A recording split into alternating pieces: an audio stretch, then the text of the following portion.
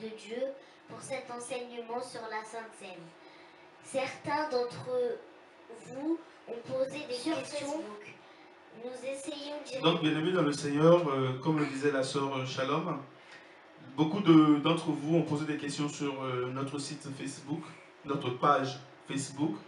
Et nous sommes là en réalité pour répondre à vos différentes questions à la lumière de la parole de Dieu. Voilà pourquoi nous voulons que toute la gloire lui revienne à lui et à lui seul, bien-aimé dans le Seigneur. Dieu, nous prions que ta présence soit au milieu de nous, avec nous, afin d'apporter cet enseignement, Seigneur, afin que les cœurs soient touchés, afin que les frères et les sœurs qui ont des questionnements puissent avoir la réponse en ton nom, Seigneur.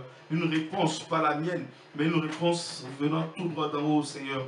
Une réponse que le Saint-Esprit lui-même donnera, Seigneur, parce que le Saint-Esprit est là pour instruire ton peuple éternel de gloire.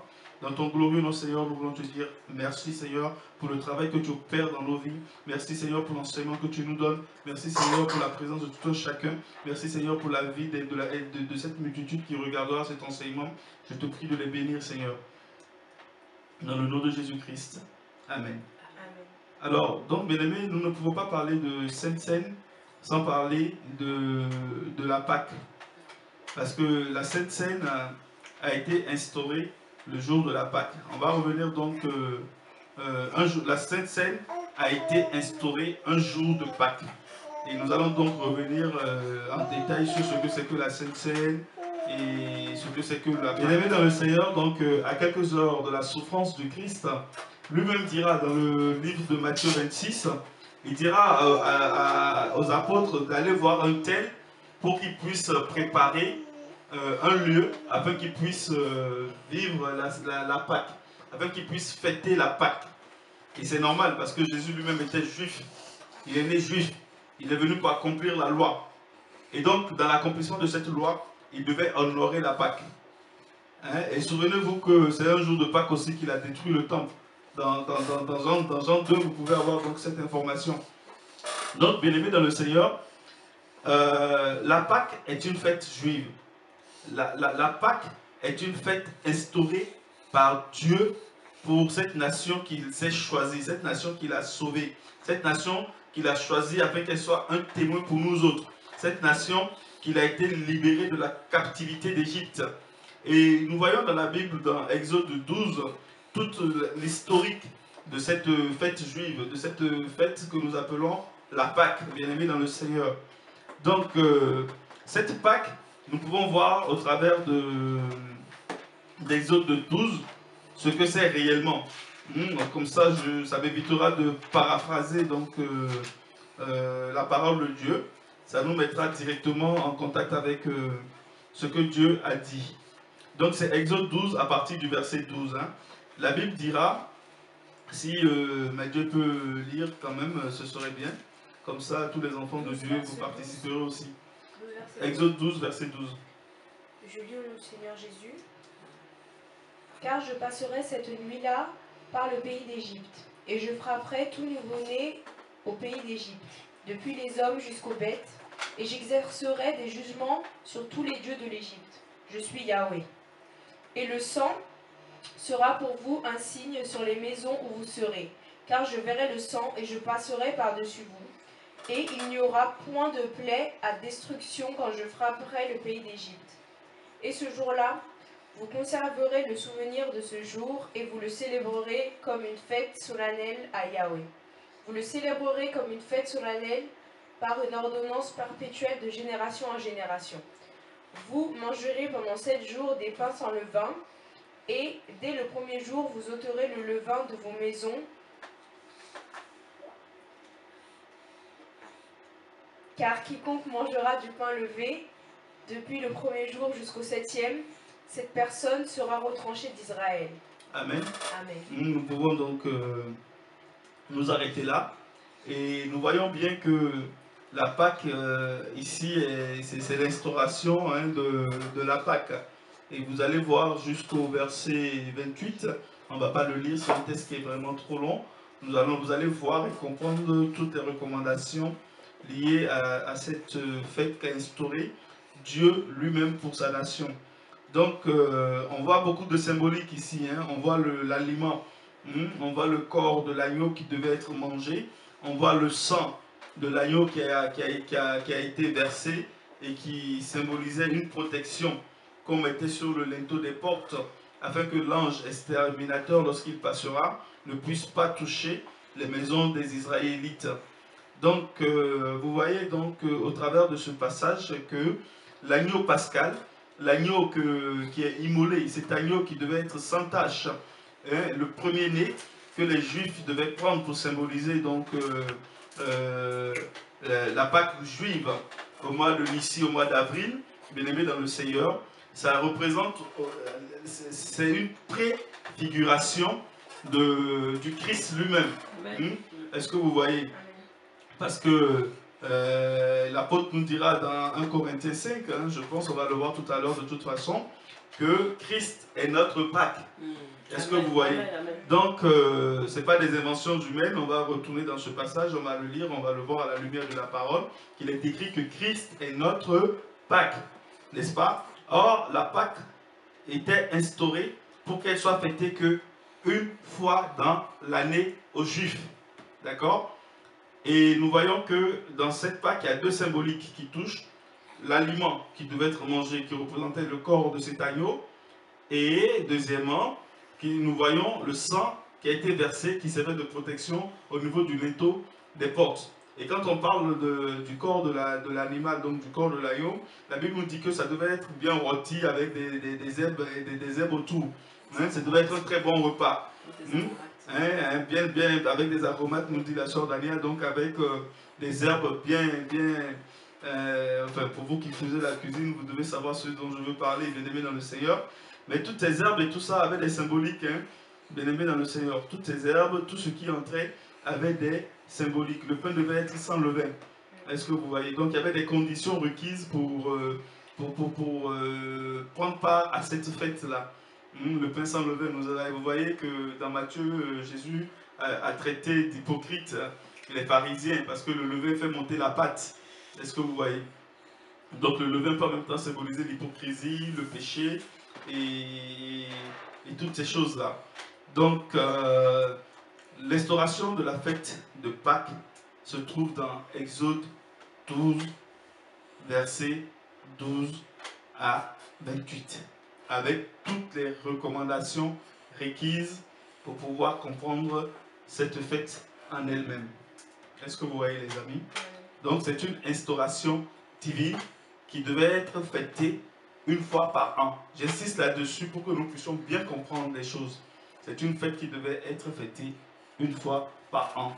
Et donc nous voyons que Christ, étant un juif de naissance, devait appliquer la loi. Donc la loi s'appliquait à lui-même. Souvenez-vous qu'à sa naissance, 7 jours après, au 8e jour, donc il a dû faire la présentation de... Il a été présenté au temple. Est-ce que vous voyez, bien-aimé dans le Seigneur? Donc il était né sous la loi juive, donc il devait appliquer la loi juive. Et la Bible dit qu'il n'est pas venu pour abolir la loi, mais il est venu pour l'accomplir. Est-ce que vous êtes avec moi?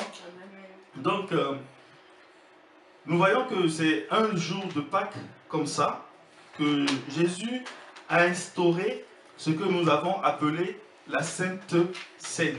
Et nous étions, je pense, dans Matthieu 26, pour voir cette nouvelle dimension, cette dimension spirituelle que prend la fête de Pâques. Nous sommes donc dans Matthieu 26, à partir du verset donc, 26, où je vous expliquais que c'est un peu plus haut que le verset 26. Quand vous allez prendre donc, Matthieu 26 à partir du verset 17, vous allez voir comment Jésus lui-même a ordonné que la fête de Pâques se prépare. Pendant qu'il mangeait, Jésus prit le pain et après avoir rendu grâce à Dieu, il le rompit et le donna à ses disciples et leur dit: Prenez, mangez, ceci est mon corps. Puis ayant pris la coupe et béni Dieu, il leur donna en leur disant: Buvez-en tous, car ceci est mon sang, le sang de la nouvelle alliance, qui est répandu pour beaucoup pour la rémission des péchés. Or, je vous dis que depuis cette heure, je ne boirai pas de ce fruit de vigne jusqu'au jour où je le boirai de nouveau avec vous dans le royaume de mon Père. Amen. Amen. Amen. Donc, vous voyez, et vous devez donc comprendre ce pourquoi je vous disais tantôt de bien garder en symbolique le corps. Donc, c'est-à-dire que l'agneau rôti que les gens mangeaient et le sang qui était versé en guise de protection contre l'ange exterminateur. Ici, Jésus donc parle de son corps et de son sang, n'est-ce pas? Au verset 27, il dira, non, on va d'abord prendre le verset 26, la Bible nous dit que c'est en mangeant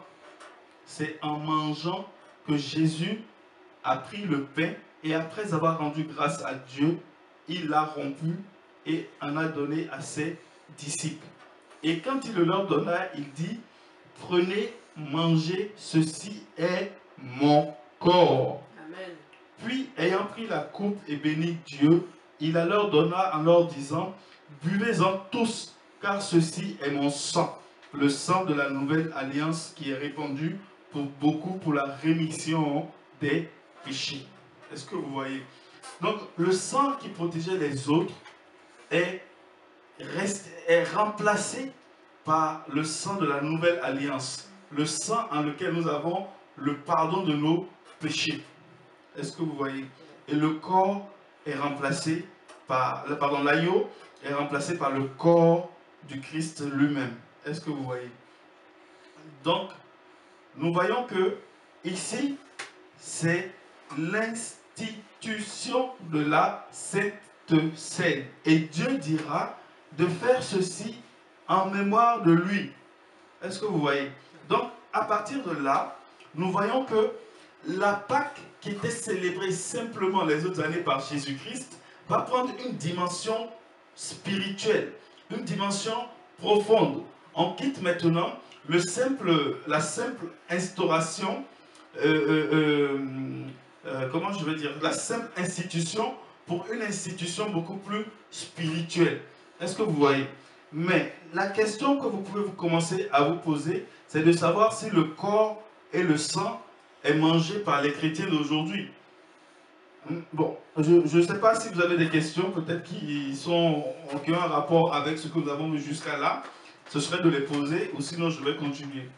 Alors moi j'avais... Est-ce que tu peux te présenter et poser la question? Est-ce que c'est une question personnelle ou est-ce que c'est une question qui vient de Facebook? Ah non, c'est une question personnelle en fait. Moi je voudrais savoir du coup, parce que quand j'étais encore dans le système de la religiosité des églises bâtiments, souvent dans les églises, même évangéliques, le jour de la Pâque était un jour spécial. Donc ma question était de savoir, est-ce que nous chrétiens aujourd'hui, est-ce que la Pâque est un jour spécial? Est-ce que nous devons fêter la Pâque ou nous ne devons plus la fêter? Ça c'est ma première question. Et la deuxième question c'est que ma curiosité s'est portée parce que lors de mes passages aussi dans une des églises babyloniennes, je me suis aperçue que, enfin le pasteur, j'ai posé la question au pasteur de quelle Pâque parle-t-il, et il me dit qu'il parle de la Pâque avec S.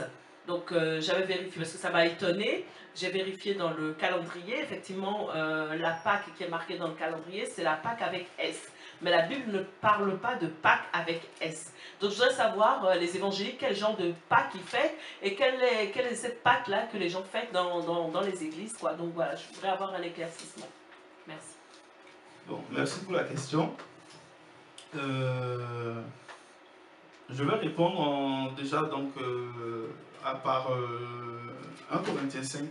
Prenons 1 Corinthiens 5 et nous allons voir. Je réponds à la question, est-ce que nous devons fêter Pâques aussi de façon exceptionnelle ou c'était ça, hein, si j'ai bien compris, s'il y a un jour particulier pour nous pour fêter Pâques, puisque nous avons dit que la Pâque était annuelle sous l'ancienne alliance. Donc dans 1 Corinthiens 5, il est écrit, sur Shalom, tu veux lire, c'est ça? Est-ce que tu peux lire le verset 7 de 1 Corinthiens 5?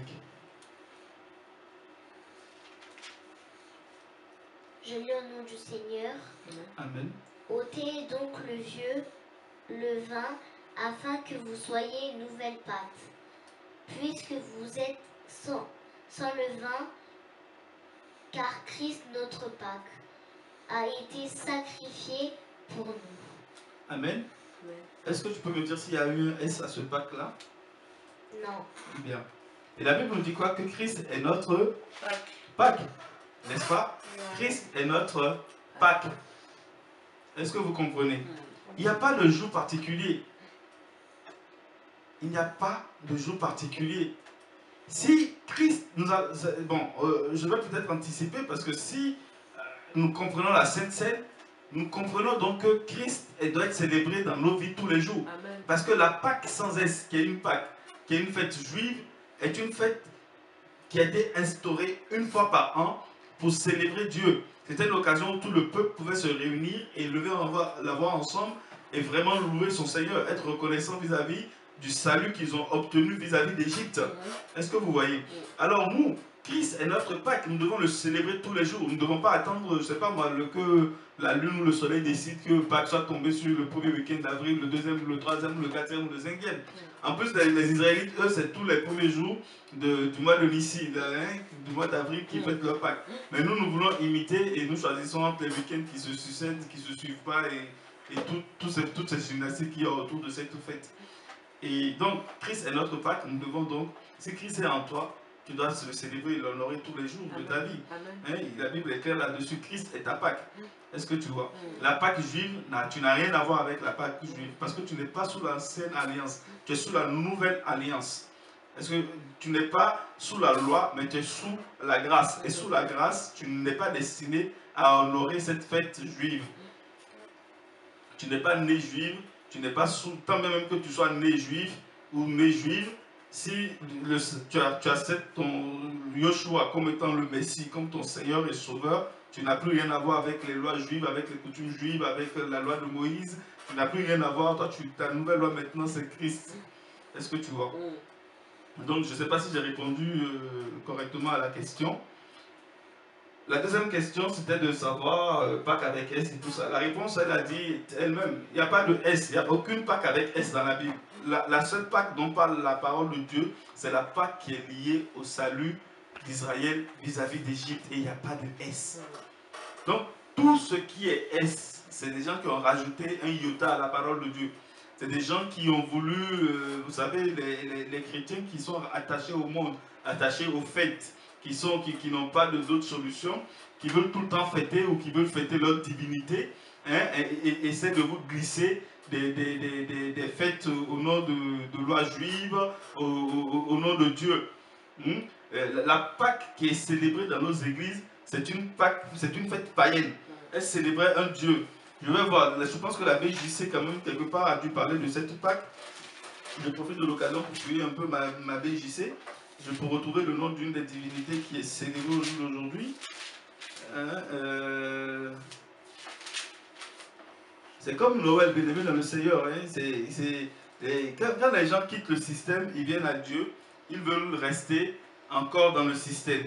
Hein. À leur époque, ils avaient des fêtes, des divinités qu'ils célébraient. Et comme attachés aux fêtes, attachés à cette divinité, ils se faisaient passer pour des chrétiens, pour des gens nés de nouveau, mais en réalité, ils n'étaient pas nés de nouveau. La Pâque catholique, donc c'est la Pâque avec S. La Pâque catholique est une Pâque qui s'écrit avec S. Elle est apparue 325 ans après Jésus-Christ. Et par définition, la BJC nous informe que dans la liturgie catholique, c'est une fête célébrée chaque année au printemps, en mémoire de la résurrection du Christ. Or, par ses origines et son but, elle a été instituée au Concile de Nicée en 325. Cette fête est en réalité liée à la célébration de la déesse païenne Ishtar. La Pâque des Juifs célébrait la sortie d'Égypte, voir Exode 12. Et celui qui a été l'instigateur de cette fête païenne, Pâque avec S, c'est Constantin, entre les années 285 et 337. Amen. Donc ces informations, bon, moi c'est la BJC, la grâce que nous avons eue d'avoir la Bible de Jésus-Christ qui me permet de la voir, mais elles ne sont pas cachées. Vous pouvez retrouver tout ça sur Internet, un peu avec de documentation. Pour ceux qui sont un peu sceptiques, faites des recherches. Concernant tout ça, vous allez voir. Donc, pour répondre à ta question de façon succincte, la Pâque avec S, c'est une hérésie. Hein, c'est un démon qui est fêté dans l'église catholique. Et par surprise, je me rends compte que dans certaines évangéliques, comme par exemple le tabernacle de Montpellier où j'étais, puisque je ne peux dire ce que j'ai vécu, dans l'église du tabernacle à Montpellier, ils fêtaient la Pâque, et non seulement la Pâque, ils allaient jusqu'à fêter Rameau. Pourtant, c'est une église qui se veut protestante. Est-ce que vous voyez? Une église évangélique protestante, elle se réclame d'être évangélique et protestante. Pourtant, elle fêtait Rameau et elle célébrait la Pâque avec S. Et j'ai eu un violent échange même avec l'homme de Dieu, Cyril Eli, concernant cette Pâque, qui m'a valu plein de choses qui ne m'est pas permis même de dire, et ce n'est pas l'objet de notre enseignement ici.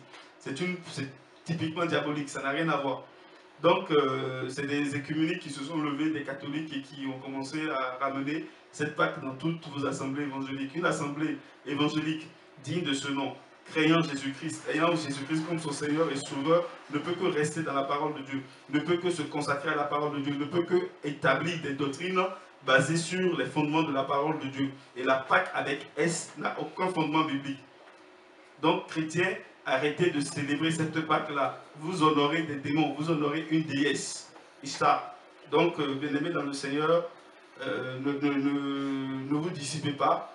Restez vraiment en Christ, dans la parole. Tout ce qu'on vous dit, tout ce qu'on vous demande de faire, analysez cela à la lumière de la parole des Écritures. La Bible nous dit dans Actes 17 au verset 11 que les chrétiens de Bérée examinaient tout ce que l'apôtre Paul leur enseignait à la lumière de la parole. Et nous devons être des chrétiens de Bérée. Ce n'est pas parce que c'est moi qui dis qu'il faut faire ou parce que je ne sais pas qui dit. Il faut que ce soit Dieu qui le dise au travers de sa parole. Tout ce que je dois dire doit être soutenu par les Écritures. Sinon, je ne suis pas digne d'être entendu, digne d'être reçu. Donc, sœur Maïdja, il y avait une question. C'était pas vraiment une question, c'était plus pour appuyer ce que tu disais par rapport à la déesse Ishtar.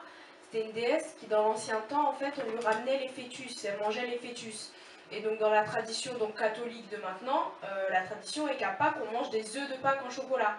Et ça, ça représente les fœtus qu'on donnait donc, à cette déesse-là. Donc, inconsciemment, en faisant toutes ces choses, on participe aussi à ce sacrifice pour un dieu étranger, quoi. Donc, voilà, c'est vraiment très grave. Donc, mes amis, vraiment merci pour cette intervention qui m'apprend aussi énormément. Vérifiez tout ça, ça vous coûte rien. Aujourd'hui, vous avez des tablettes, des portables de dernière génération. Vérifiez toutes ces informations. Elles sont à la portée de tout le monde. Donc, franchement, à quelle table communiez-vous? Cette Pâque-là, avec S, je vous en prie, mettez-la de côté et retournons donc aux Écritures. Et nous voyons donc, nous atterrissons, s'il n'y a pas d'autres questions liées donc à cela ou d'autres questions, je peux continuer un peu l'enseignement. Donc, l'institution de ce que nous appelons au jour d'aujourd'hui la Sainte Seine, ce n'est pas la Pâque juive. C'est au moment, c'est un jour où Jésus-Christ, de son vivant, à quelques heures de sa souffrance, pendant qu'il est en train de participer à la Pâque juive, a instauré pour nous ce que nous appelons la Sainte Seine. Donc, la Sainte Seine, la Seine par définition est un repas, c'est un souper. La Sainte Seine se prend lors d'un repas, n'est-ce pas? Et je disais que la Sainte Seine signifie un souper, ou un repas. Et nous, dans nos versions françaises, on nous parle de rompre le pain, on nous parle de manger à la table du Seigneur, ainsi de suite, ainsi de suite. Pendant que chez l'anglais, il n'y a pas tout ça, c'est bien écrit Saint Supper. Et en espagnol, on retrouve le Holy Supper, bon bref, je n'ai pas de version anglaise à vous lire. Donc, il y a la Sainte Seine se prend au moment d'un repas parce que Christ lui-même l'a pris au moment d'un repas. C'est un exemple qu'il nous a donné, c'est une institution. Et nous devons marcher dans les pas du Maître, bien-aimé dans le Seigneur. Il y a Last Supper ou alors Holy Communion. Voilà. Voilà, donc en anglais on parle de Last Supper ou Holy Communion. Et en espagnol le mot cena revient. Donc vous voyez que c'est un repas, c'est un souper. Hein? Et donc c'est quelque chose qui se fait forcément à table, lorsqu'on est attablé. Hein? C'est pas quand on mange un sandwich, mais c'est qu'il y a un repas il y a de tout sur la table. Il y a de la viande, il y a de la nourriture, il y a du riz, de la salade, des entrées, des hors d'œuvre, de tout ce que vous voulez, des desserts et ainsi de suite. Il y a du pain, il y a du vin, il y a peut-être des jus de fruits, je n'en sais rien, mais il faut vous attabler pour prendre convenablement un repas. Juste une question. Est-ce que les enfants ils peuvent prendre la Sainte Seine parce que dans les bâtiments, il y a des gens qui disent qu'il faut des fois que les enfants n'ont pas droit ou qu'il faut être baptisé. Toi, tu as quel âge? 10 ans. 10 ans. Est-ce que toi, tu prends la Sainte Seine? Non. Non? Bon, je vais répondre à ta question tout à l'heure. Je vais essayer de développer un peu plus ce que c'est que la Sainte Seine et je te donnerai la réponse. Si j'oublie, tu me la rappelles. D'accord? Donc, bien-aimés dans le Seigneur, la Sainte Seine est un repas. En anglais, on nous parle de Last Supper ou de Last Communion. Et en espagnol, je n'ai pas, j'ai pas étudié espagnol, mais je sais que dans le mot, il y a Cena dedans. Donc, bien-aimés dans le Seigneur, vous voyez que c'est attablé qu'on prend ce repas-là. Et Dieu, et dans la Bible, hein, après le départ de Jésus-Christ, la Sainte Seine s'est toujours passée en pleine agapé ou en pleine communion fraternelle. C'est un agapé, c'est une communion fraternelle. Les gens manifestent leur amour les uns envers les autres en communion ensemble. Ils ramènent des repas, ils ramènent des boissons de chez eux. Et après que la réunion ait lieu, ils s'attablent, ils mangent. Et pendant qu'ils mangent, l'un d'entre eux prend le pain, le rompt, le partage, rend grâce, le rompt, le partage. Il prend la coupe du fruit de la vigne et bénit le Seigneur et la partage. Des exemples, nous pouvons voir l'exemple le plus criard qui se retrouve dans 1 Corinthiens où les gens venaient prendre la Sainte Seine mais de façon indigne. Et on voit bien que c'était lors d'un agapé. C'est dans 1 Corinthiens 11, pour ceux qui sont intéressés, vous allez le lire. Et l'apôtre Paul ira jusqu'à dire que c'est à cause de leur comportement là qu'il y a beaucoup de morts, beaucoup de maladies au milieu d'eux. Donc vous voyez bien que c'est autour d'une table.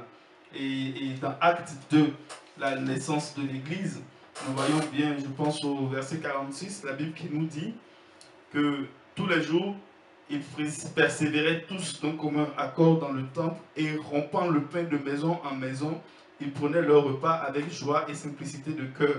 Est-ce que vous voyez? Cela veut dire que ce n'est même pas dans le temple que cela se faisait, mais c'est dans les maisons. Ils se retrouvaient par groupe de maisons et ils se réunissaient dans le temple, ils louaient leur Dieu, ils rendaient leur culte à Dieu. Et après, qu'est-ce qu'ils faisaient? Ils allaient chez eux, se regroupaient dans certaines maisons. Et qu'est-ce qu'ils faisaient? Ils étaient en agapao. Et pendant qu'ils étaient en agapao, ils prenaient la Sainte Seine. Ce qui est représenté ici par le mot, ils rompaient le pain de maison en maison. Est-ce que vous voyez? Donc, c'est de maison en maison qu'ils rompaient le pain. Donc, une famille aussi peut décider de rompre le pain pendant qu'ils sont à table. Il n'y a rien d'anormal. Parce que Jésus dira, faites ceci en mémoire de moi. Donc si tu comprends la symbolique de ce que c'est que la Sainte Seine, tu comprends pourquoi je te dis que tu peux le prendre même tous les jours chez toi. Tu n'as pas besoin d'un pasteur, d'un archibishop ou d'un je ne sais pas quoi, d'un diacre ou d'un ministre de la parole de Dieu pour le faire. C'est pas, toutes ces choses-là ne sont pas bibliques. Je vais essayer de donner donc la définition un peu plus spirituelle de la Sainte Seine. La Sainte Seine, bien aimé dans le Seigneur, Dieu ne pratique pas la sorcellerie. Nous avons lu qu'il parle de son corps et il parle de son sang. Le pain que tu prends, ce n'est pas le corps, ça n'a pas le goût d'une chair. Le pain ne se transforme pas dans ton ventre en chair de Christ, c'est de la sorcellerie. Oubliez tout ça, oubliez tous ces enseignements-là, demandez à l'Esprit de Dieu de vous le gommer. Parce que Dieu ne pratique pas la sorcellerie. Le Dieu que nous servons n'est pas un sorcier. C'est les sorciers qui mangent de la chair et les démons qui boivent du sang. Dieu n'est pas un sorcier, il ne veut pas nous transformer en gourou pour que nous prenions de son sang, que nous buvons, que nous prenons de sa chair et que nous mangeons. Est-ce que vous voyez, bien-aimés dans le Seigneur? Il donnera l'explication exacte de ce que cela signifie dans Jean 6. Lorsqu'il dira que les ancêtres ont mangé ont pris de la manne, n'est-ce pas? Et que lui, il est le pain, voilà, le pain de vie. Il est le vrai pain, le pain du ciel, n'est-ce pas? On peut le retrouver dans Jean 6. Il dira à partir du verset 32, mais Jésus leur dit, en vérité, je vous dis, Moïse ne vous a pas donné le pain du ciel, mais mon Père vous donne le vrai pain du ciel. Car le pain de Dieu, c'est celui qui est descendu du ciel et qui donne la vie au monde. Et il lui dit, Seigneur, donne-nous toujours ce pain-là. Est-ce que vous voyez? Eux, ils pensaient encore que c'est un pain physique, un pain.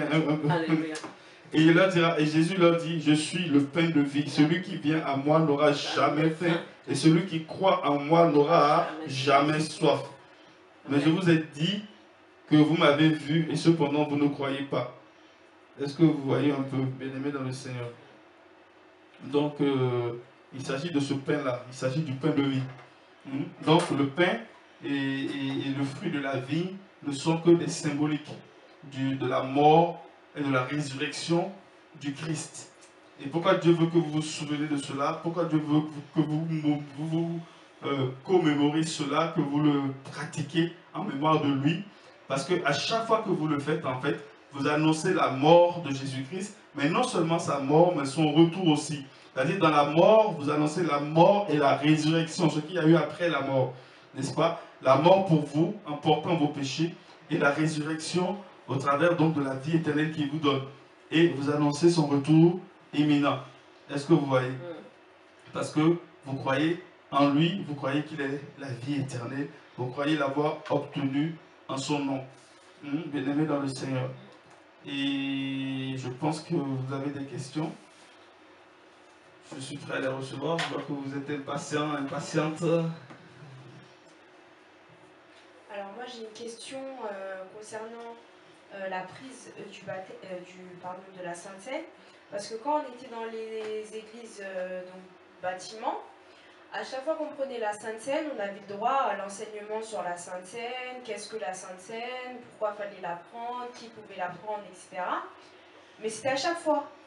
Donc est-ce que c'est nécessaire vraiment de faire un enseignement sur la Sainte Seine avant de prendre la Sainte Seine?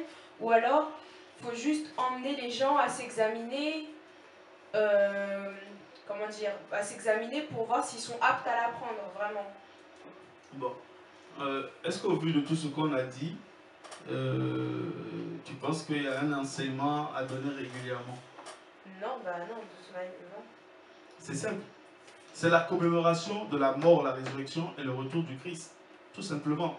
Donc, la Sainte Seine est destinée à qui? Aux disciples. La Sainte Seine est destinée à quelqu'un qui est disciple du Christ. Et je vous mets au défi de prétendre être des disciples de Christ et ne pas savoir qui est Christ, ou ce qu'il a fait pour vous, ou ce qu'il représente pour vous. Donc si vous le savez, personne n'a besoin de vous le rappeler.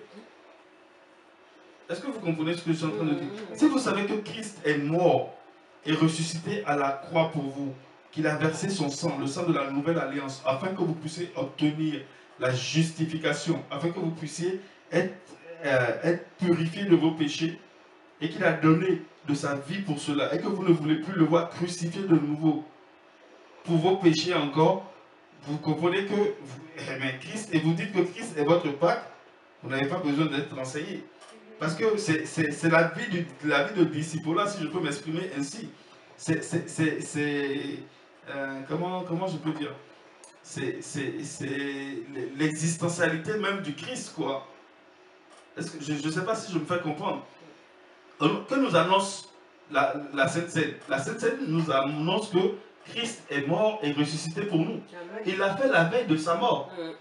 Il l'a fait la veille de sa mort, à quelques instants, quelques heures avant de mourir.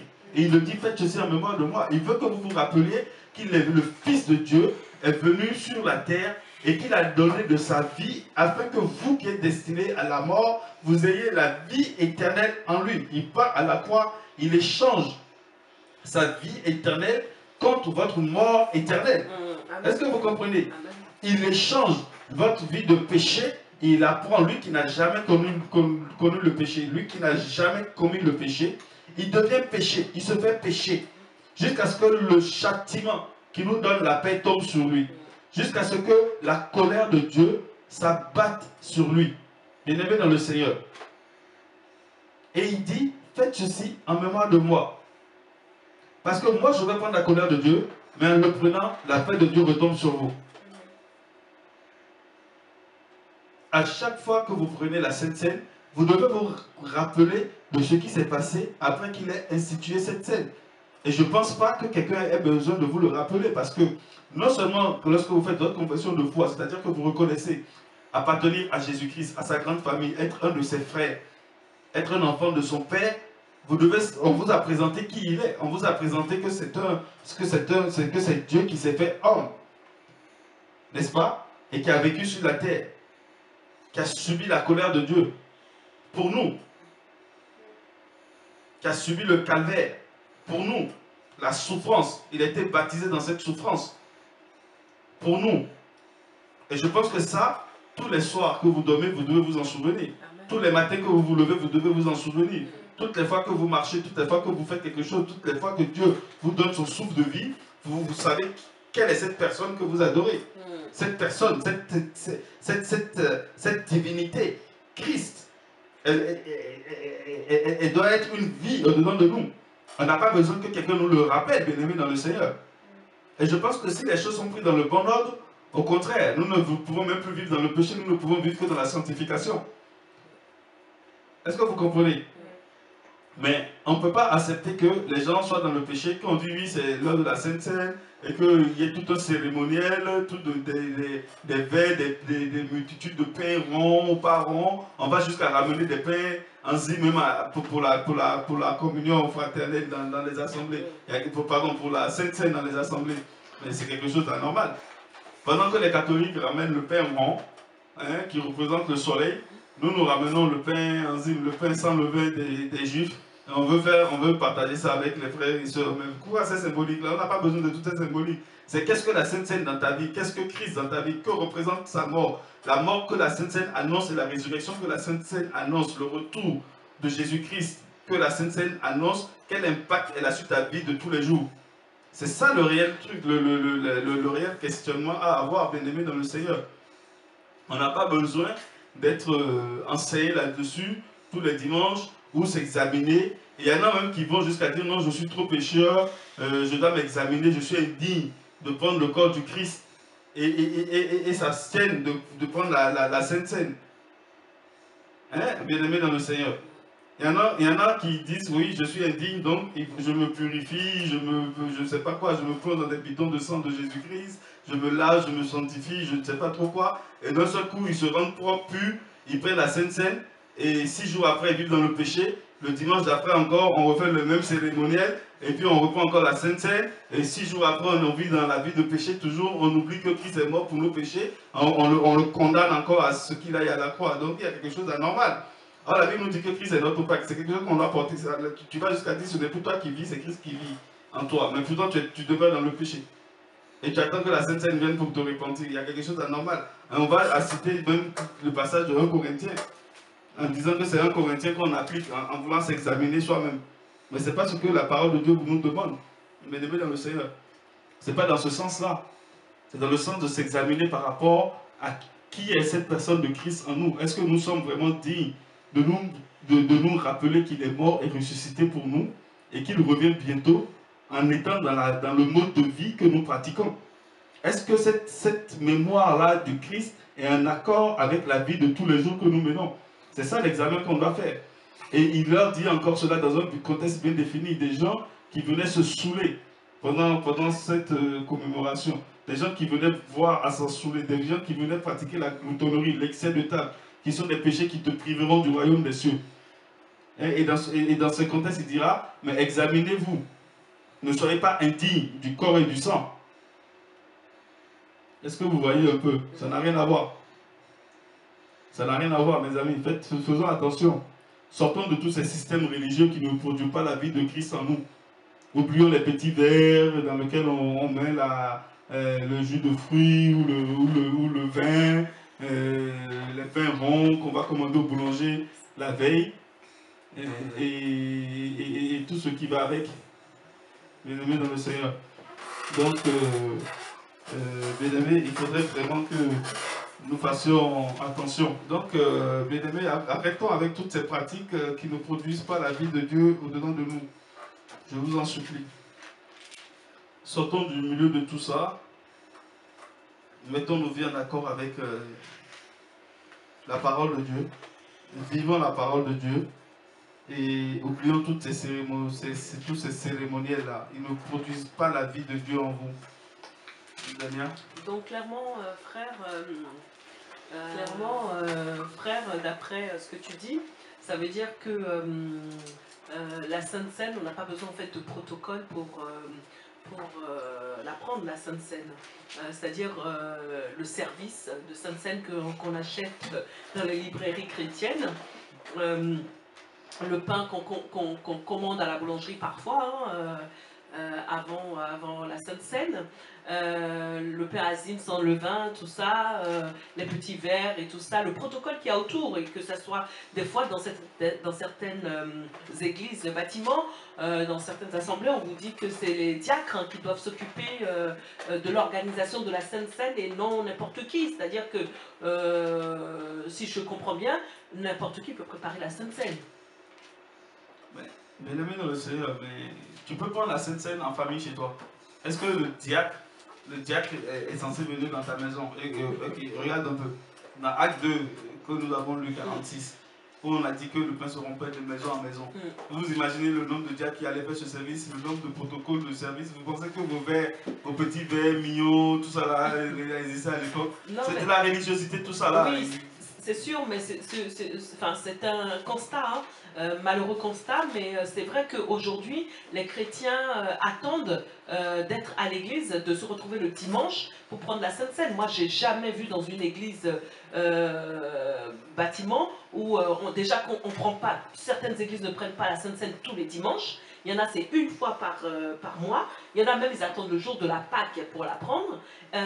Et pendant les réunions de prière de la semaine, je n'ai jamais vu une église qui prenait la Sainte Seine.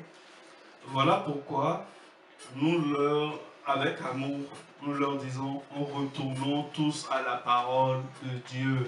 La Bible dit que tous les jours, ils se réunissaient dans les maisons et tous les jours, ils rompaient la Sainte Seine. Ce n'est pas une question mensuelle, une question bimensuelle, trimestrielle, semestrielle ou annuelle. Ça n'a pas de sens.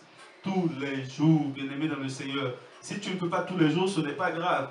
Mais je dis que chez toi, dans ta maison, toi qui me regardes, tu peux prendre la Sainte Seine avec les tiens. Vous faites une bonne semoule, un bon plat de couscous, un bon, je ne sais pas moi, un bon chep jane. Vous mangez pendant que vous êtes en train de manger votre repas, tu prends le pain, tu le romps en mémoire de la mort de Jésus-Christ, en mémoire de sa résurrection, en mémoire de son retour, le sang, tu prends donc le fruit de la vie, et tu le partages en famille, et tu le prends en mémoire de ce que Jésus a fait pour vous, en mémoire de ce qu'est Jésus pour vous au jour d'aujourd'hui. Le problème ne se pose pas, et on n'a pas besoin de protocole. Les pains que vous commandez, tout ça là, enzyme sans enzyme, je sais pas moi, levain sans levain, les pains ronds, triangulaires et tout ça. Christ n'est pas dans tout ça. Vous voyez que la forme, c'est la forme du pain qui va impacter la présence de Jésus-Christ dans ce pain ou dans ton corps. Jésus n'est même pas dans le corps, dans le pain que tu prends, il n'est pas dans le liquide que tu bois. Donc arrêtons tout ça. Si Christ n'est pas dans ton cœur à toi-même, n'est pas au plus profond de tes entrailles, n'espère pas que Christ soit dans un pain qui est préparé de main d'homme. Lui-même dira que le pain qui est descendu d'en haut, ne le représentait pas lui-même. Lui-même est le pain de vie. Donc vous voyez que c'est des protocoles inutiles, tout ça là. Et le service de Sainte Seine et tout ça, mes amis, oubliez tout ça, c'est de la religiosité. Soyons simples. Oui, une sœur sur Facebook qui a demandé si la Sainte Seine pouvait être distribuée par des femmes. Mais donc, la Sainte Seine, elle n'est pas... D'après ce que la parole nous dit, la Sainte Seine, elle n'est pas distribuée. Enfin, il n'y a pas de protocole. C'est c'est un partage. Le frère qui est à ma droite, il va me passer. Moi, je vais passer au frère qui est à ma gauche, etc. Donc, ça peut passer de main en main. Non. En réalité, si on doit être scriptuaire, quand on reprend le livre de Matthieu ou quand on reprend l'exemple qu'a vécu Jésus-Christ lui-même, c'est lui-même qui a rompu et qui a partagé à tout le monde. Il n'est pas passé de main à main. D'accord. Si on doit être scriptuaire, c'est celui qui rompt qui va au bout de son service. C'est-à-dire que c'est toi, tu es inspiré par Dieu de partager ce repas en famille, que tu sois le papa, la maman ou l'enfant qui craint le Seigneur, qui vit le Seigneur. Tu te lèves, si tu veux rompre le pain, tu vas le rompre et le partager. On va pas être dans les... Bon, parce que ceux qui sont encore dans la loi vous diront que c'est le chef de famille qui le fait. On est tous sacrificateurs. Mais ici, amen, la sœur Dania. Du Seigneur Jésus, on ne rompra pas le pain dans le deuil pour consoler quelqu'un au sujet d'un mort. Et on ne leur donnera pas à boire de la coupe de consolation pour le père ou pour la mère. Amen. Et donc, on voyait que ce genre de pratique, bien aimé dans le Seigneur, dans les familles, sont le rôle du père. Parce que sous l'ancienne loi, les femmes ne faisaient pas de cérémonie ou de service religieux. C'est un service qui était réservé aux hommes. Et la Bible dira au père d'instruire les enfants de sa maison. Je pense que c'est Proverbe 22, Proverbe 22 à 6 qui nous le rappelle bien. Donc, afin qu'en grandissant, il n'oublie pas les commandements du Père céleste. Instruis le jeune, voyez-vous, instruis le jeune enfant à l'entrée de sa voie, et même lorsqu'il sera devenu vieux, il ne s'en détournera pas. Et il y a plusieurs passages dans la Bible qui nous montrent clairement que l'enseignement de la parole de Dieu provient donc au Père. Et je répète très bien, dans l'Ancien Testament, dans l'Ancienne Alliance, bien-aimés dans le Seigneur, c'est les hommes qui faisaient office de tout service religieux. Et les enfants à partir d'un certain âge qui pouvaient prétendre au service religieux. Et ce service religieux, à la base, était réservé donc aux Lévites et aux prêtres. Mais concernant les familles, c'était les hommes qui le faisaient. Et quelque chose de surprenant, de l'ancienne alliance à la nouvelle alliance, Dieu, lorsqu'il fait un dénombrement, il ne compte pas les femmes. Il ne compte que les hommes. Il ne compte pas les enfants également. Il compte que des jeunes enfants à partir d'un certain âge. Est-ce que vous voyez? Donc cela est clair pour ce qui est de l'ancienne alliance. Pour ce qui est maintenant de la nouvelle alliance, Dieu ne fait pas de distinction entre les hommes qui doivent être sacrificateurs ou pas. Dieu ne fait plus de distinction entre hommes et femmes. Il dira en réalité que tous nous sommes sacrificateurs de Dieu. Et si tu es sacrificateur de Dieu, tu peux donc opérer un service religieux ou une cérémonie religieuse, ce qui n'existe en réalité pas dans la nouvelle alliance. Parce que toi-même, tu dois être un culte raisonnable pour ton Dieu. Ton corps est le temple de Dieu et tu es le sacrificateur de ton propre corps. Donc, bien-aimé dans le Seigneur, je ne sais pas si j'ai pu répondre à tout cela. Pour répondre à la question de la sœur Shalom, un enfant n'est plus enfant à partir du moment où il sait ce en quoi il croit. À partir du moment où il a la crainte de Dieu. À partir du moment où, sans influence d'un adulte, il peut confesser Jésus-Christ comme étant son Seigneur et Sauveur et dire ce qu'il est. Est-ce que vous voyez? À 12 ans, Jésus a fait de grandes choses déjà. Il a déjà commencé à renverser les vendeurs dans la maison de son père. À 12 ans, il est rentré dans le comment vous appelez ça?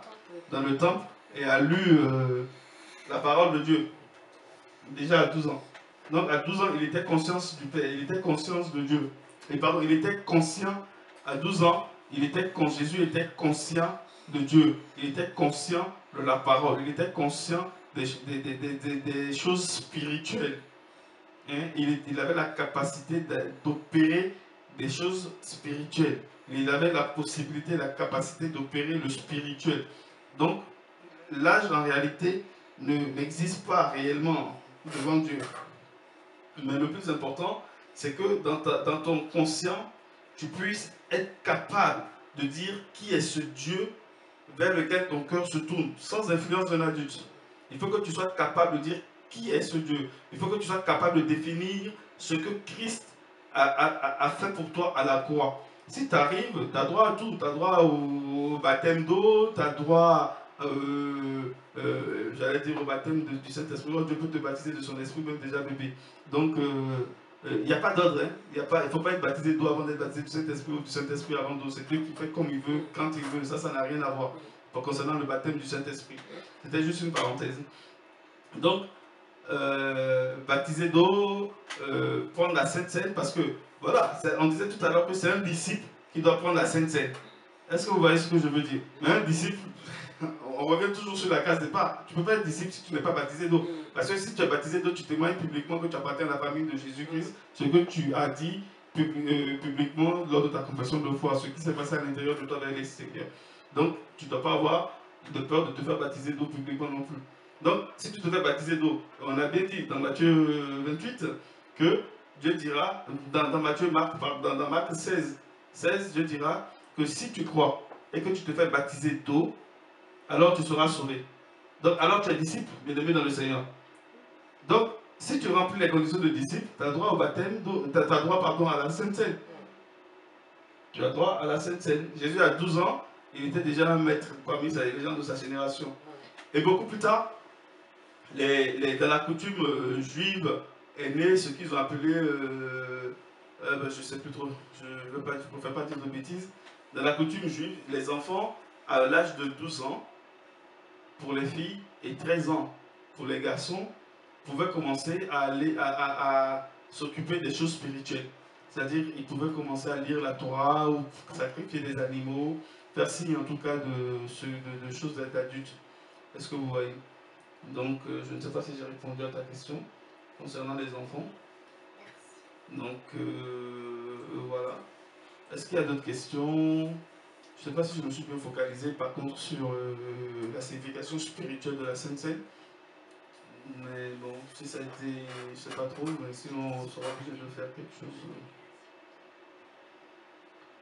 Alors, il y a une question d'une sœur aussi sur Facebook qui nous a demandé si on pouvait prendre la Sainte Seine en ayant eu des rapports la veille. Est-ce qu'on peut prendre la Sainte Seine donc, dans cet état-là? Bon, c'est dommage que la soeur ne peut pas nous donner plus de renseignements. Si elle est mariée et qu'elle a des rapports la veille avec son mari, qu'est-ce qui l'empêcherait d'avoir la Sainte Seine? Rien ne l'empêche d'avoir la Sainte Seine. Dieu ne condamne pas cela. Au contraire, Dieu dira même de ne pas passer sa vie à jeûner, hein, à rester dans les pratiques spirituelles, de peur de laisser ce côté-là pour qu'il n'y ait pas de division au sein du mari, donc de tentation et de division au sein du couple. Donc, non, si elle est légalement mariée, elle vit hein, légalement avec un homme, et c'est l'homme de sa vie, elle n'est pas dans l'adultère, elle n'est pas dans la fornication, rien ne l'empêche de prendre. En quoi c'est un péché? Ça n'a rien à voir, c'est pas un péché. Ce n'est ni de l'adultère, ni de la fornication. Donc, ma soeur, tu peux prendre la Sainte Seine le lendemain. Après, il faut revoir maintenant quel type de pratique vous faites pendant cet acte. Parce qu'il y a des pratiques qui n'honorent pas Dieu. Il y a des organes qui sont prévus pour autre chose, qui servent à autre chose. Ça, c'est des péchés, c'est de l'abomination. Par contre, ça, c'est un autre sujet à revoir. L'adultère, non. La fornication, non. Il faut d'abord te réconcilier avec ton Dieu et continuer ta vie chrétienne. Bien-aimé dans le Seigneur.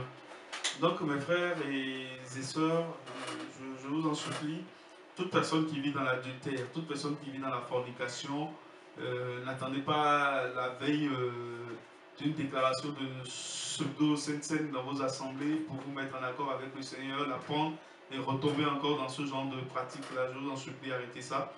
La repentance, ce n'est pas demander pardon, Seigneur, j'ai péché, et quelques secondes, quelques heures après, revivre le même péché. Ce n'est pas ça la repentance, ça c'est de demander pardon pour ses péchés, ça. Et ce n'est pas ce que Dieu agrée. Dieu, il agrée la repentance. Je ne dis pas, ma soeur, toi qui m'écoutes, que tu vis dedans, que le Seigneur me dit ça, mais je profite pour parler à tout le monde. Après, si tu t'identifies, applique les solutions que Dieu donne dans sa parole, que je vous propose à tous et à toutes qui m'écoutez, c'est de se repentir, c'est de se dire oui, j'accepte la parole de Dieu comme vraie, je veux l'appliquer, Dieu n'aime pas, je veux m'en détourner, demander l'aide du Saint-Esprit et se détourner, quitter, abandonner cette voie totalement, ne plus revenir.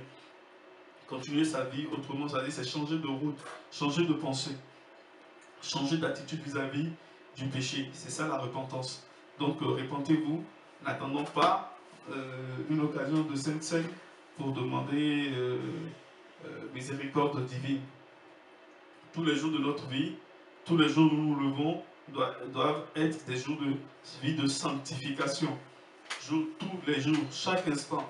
Je peux vous garantir que si vous gardez en esprit que Jésus peut venir à la seconde là qui suit, je vous assure que ça vous maintiendra déjà dans la sanctification.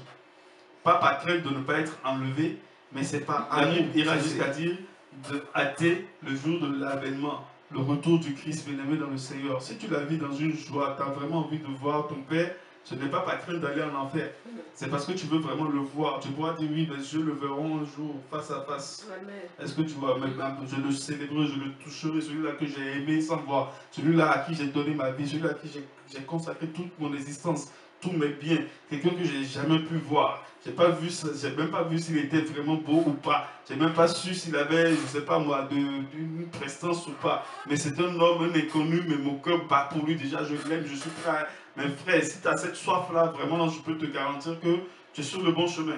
Et tu ne peux que vivre dans la sanctification, te maintenir, te garder pour cet époux-là. Vous vous rappelez quand Abraham a envoyé son serviteur chercher Rebecca pour son fils. Elle n'a jamais vu le fils. On lui a parlé du fils. Mais elle s'est donnée. Elle a fait confiance au serviteur. Je vous en supplie, faites confiance au Saint-Esprit qui veut vous maintenir dans la sanctification, qui veut vous montrer le chemin, qui veut vous emmener là où se trouve votre fiancé. L'époux vous attend, bien-aimé dans le Seigneur. Il vit, il règne à jamais. Il attend une épouse sans tache, glorieuse, bien-aimé dans le Seigneur, remplie de vie, remplie d'espérance, bien-aimé dans le Seigneur.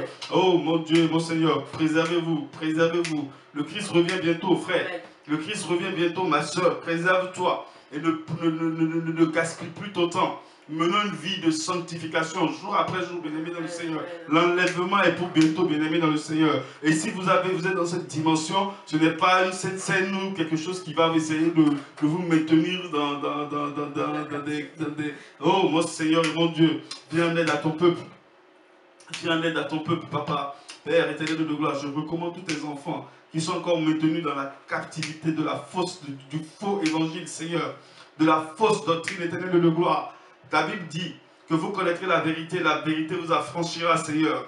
Que ta vérité affranchisse ton peuple maintenant, que les liens de la captivité, oh mon Seigneur et mon Dieu, se brisent maintenant, que les chaînes se rompent, éternel de gloire, et que ton peuple maintenant parte libre, Seigneur Jésus-Christ, afin de vivre ta parole, afin de vivre l'évangile, Seigneur, parce que tu nous as destinés pour une vie glorieuse, éternel de gloire. Tu ne nous as pas appelés, tu as dit dans ta parole que ton joug, ton fardeau est léger, Seigneur, et nous voulons porter un fardeau léger, Seigneur Jésus-Christ. Nous ne voulons pas être endoctrinés dans ces assemblées qui nous mentent, qui pratiquent des faussetés en ton nom, Seigneur Jésus.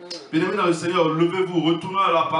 Amen, il est écrit dans Acte 2, bien-aimés, vous l'avez lu, que chaque jour il rompait le pain. On n'a pas besoin d'attendre que ce soit l'évêque de la paroisse, que ce soit l'archibishop, que ce soit celui qui a fait des études théologiques, qui viendra le faire, qui va nommer des diacres et ceci, ou des assemblées où on le célèbre une fois par an, où on le célèbre qu'une fois par mois, ou une fois par semaine. Bien-aimés, ça n'a pas de sens. Christ est à Pâques tous les jours, bien-aimés dans le Seigneur. Vivons le Christ, bien-aimés, vivons le Christ. Retournons à la parole. Amen. Allez voir vos prédicateurs, allez voir vos responsables religieux. Prenez la parole de Dieu et dites-leur, allons sur le mont Carmel maintenant et démontrons qu'il y a le vrai Dieu. Amen. Qui c'est le vrai Dieu au travers de la parole, bien-aimés dans le Seigneur. Oh mon Dieu, viens-nous en aide, Seigneur Jésus.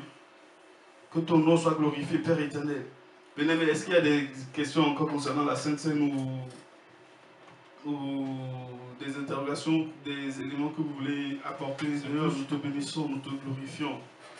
Nous recommandons, Papa Yahweh Dieu, chacune de nos âmes, l'âme de nos frères et sœurs, entre tes saintes et glorieuses mains. Enseigne-leur ta parole, Saint-Esprit. Tu es l'enseignant par excellence. Enseigne ta parole, Seigneur. Enseigne ta parole, Seigneur. Enseigne ta parole, Seigneur. Nous prions qu'il y ait des terres, Papa Yahweh Dieu, des terres fertiles, prêtes et prompte à recevoir ta parole, à la laisser germer, afin qu'elle puisse porter du fruit un jour, Seigneur Jésus-Christ. Touche les cœurs, Papa. Touche les cœurs, Papa. Renvoie libre les captifs. Renvoie libre les captifs, Seigneur Jésus-Christ. Tu es notre Pâques, Seigneur, et nous te célébrons tous les jours de notre vie éternelle de gloire. Tu es notre Pâques, Seigneur. Aussi longtemps que nous aurons l'occasion, aussi longtemps que ton Esprit Saint nous poussera à commémorer, Papa Yahweh Dieu, ta mort et ta résurrection, ton futur retour, ton retour le plus proche, ton retour le plus imminent, Seigneur Jésus. Nous te célébrons au travers de la Sainte Seine. Que tout l'honneur et toute la gloire te reviennent, Seigneur. Nous te bénissons pour la paix des cœurs. Nous te bénissons, Papa, pour ta paix dans le nom glorieux de Jésus-Christ de Nazareth. Que l'honneur, la gloire et la magnificence te reviennent, Seigneur. Dans le nom puissant de Jésus-Christ de Nazareth. Comme soupire une biche après l'eau d'un ruisseau, moi aussi, ô Seigneur, je soupire après toi. J'ai soif de toi, mon Dieu, d'être là devant toi, de venir dans ton temple, me présenter à toi, pour qu'enfin me reviennent les souvenirs d'antan, où heureux je courais vers ta maison. Je veux crier à toi, plutôt que de me plaindre, je veux compter sur toi, te louer à nouveau, l'espérance et la joie seront dans ta présence. Je veux crier à toi, mon Sauveur et mon Dieu, mon Sauveur et mon Dieu, mon Sauveur et mon Dieu, mon Sauveur.